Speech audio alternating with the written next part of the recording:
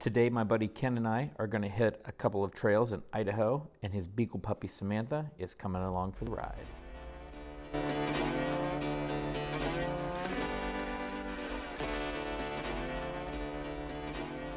We had two places on the radar to visit today. The first was Boise Ridge Trail, and the second was called Squaw Butte. Now, Squaw Butte's currently being renamed by the Department of the Interior. I can't possibly pronounce what they're renaming it to, so I'll let you look that up on your own. Both Ken and I have stock or near stock vehicles and didn't want to hit anything too aggressive, so we just wanted to test out our trucks and see what they were capable of.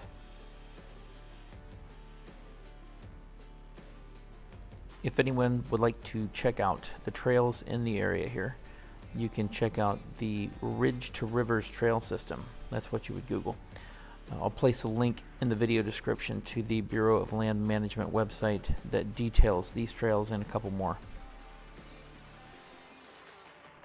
I will also throw the link for Onyx Off-Road if you use that app for this trail system as well, at least the one for Boise Ridge Trail. I could not actually find one for Squaw Butte in Onyx Off-Road, but there are a lot of trails in the area. So if you're using Onyx Off-Road, feel free to check out the same area that you will find these trails. There are numerous other trails. You just have to be careful and make sure you're picking a trail that's right for the vehicle you're using. We found some of these trails were obviously supposed to be used for like side-by-sides and smaller off-road vehicles. We accidentally turned onto a couple of those trails and wound up having to turn around and go back. These trails go for miles, and some exit into an area called the Bogus Basin, an area named, well, not to have a Cliff Clavin moment, but an area named in the 19th century gold rush, when people known as spelterers would make bogus gold by mixing a bit of real gold dust with lead filings.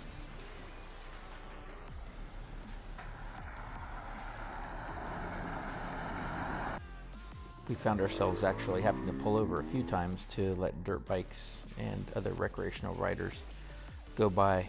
Some of these trails are super narrow, and like I mentioned earlier, we found out the hard way some were not meant for full-width vehicles. So be careful which ones you choose, and always be safe on the trail.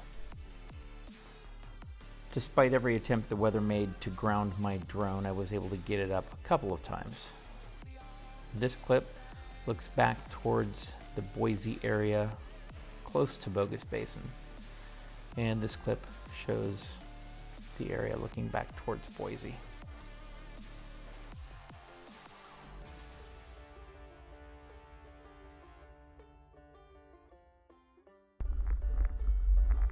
No sooner than I got a few minutes in the air to capture those earlier drone images, the rain started falling again. So I packed the drone up and decided to continue on the trail. These trails we're on now are actually some of the ones that would spill out into the Bogus Basin area, which is, I guess, to say sort of the backside of the Boise Ridge Trail.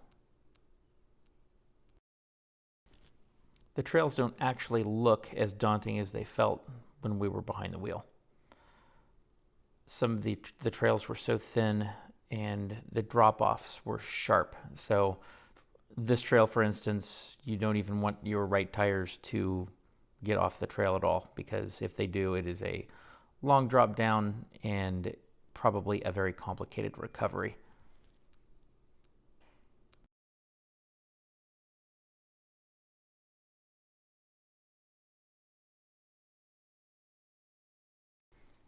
Rather than following these trails all the way to the Bogus Basin area, which honestly at this point we weren't sure we would even find, since we were somewhat lost on this trail at this point, we decided it would be better to find our way back to the main trail that we had come off of and start making our way back the same way we came in, so that we could make our way over to Squaw Butte.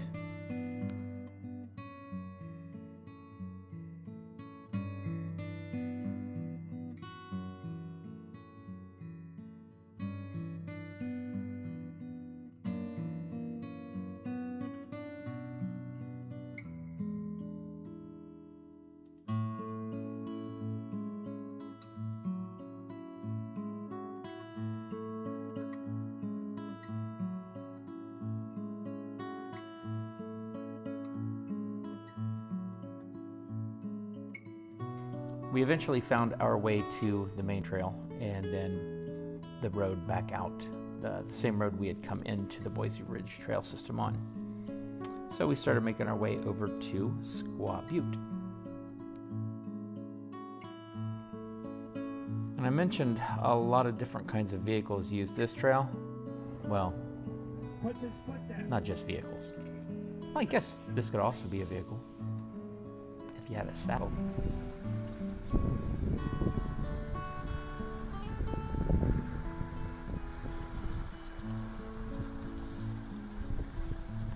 What up, Bubba?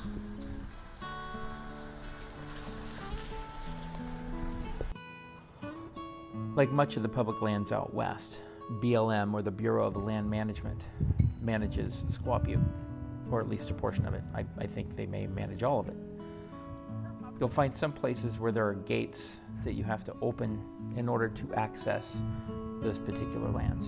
You just have to make sure that you close these gates behind yourself so that you don't wind up letting cattle or anything else out that is not supposed to go outside the gate.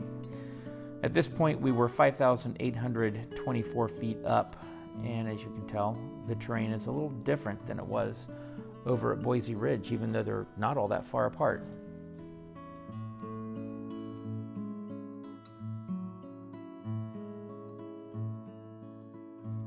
Now, some of these trails, especially up towards the higher part of the butte,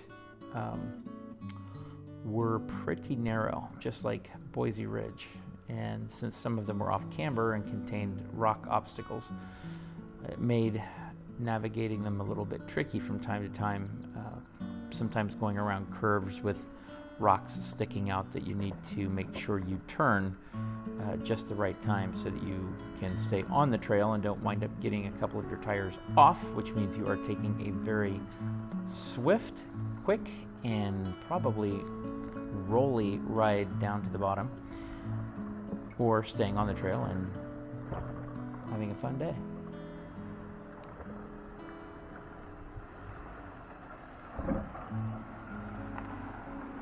Most of the rocky portions contain rocks that were not too big, and ones that wouldn't, even in a stock vehicle, well, at least if you had a 4x4 with decent clearance, isn't going to give you too much of a problem. Now, if you bring your Honda Civic up here, you're probably not going to make it. Right ahead. Right ahead. Piece of cake.